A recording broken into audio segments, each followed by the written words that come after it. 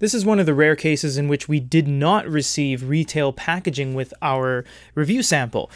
This is just a plain white box. This will not be the review packaging that you will receive, the retail packaging rather. This is just for review purposes. So in the box you will receive these contents. It'll be a USB-C, so this will be used for charging the device and transferring data to and from. You will receive some documentation regarding books and all sorts of warranty information, Onyx limited warranty. Just open that up. It is in Chinese and English, so you can read on to that. And the device itself. The Nova is extremely simplistic. You only really have 3 elements to the entire device.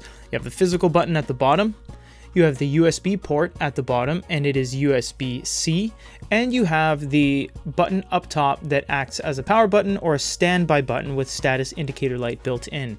The device is a nice blue aluminum kind of steel look to it, and you do have no flush screen and bezel. It is sunken in, and you have a nice matte bezel around it with a nice piano finish trim. It's like a little bit of piping around the outer bezel of the device.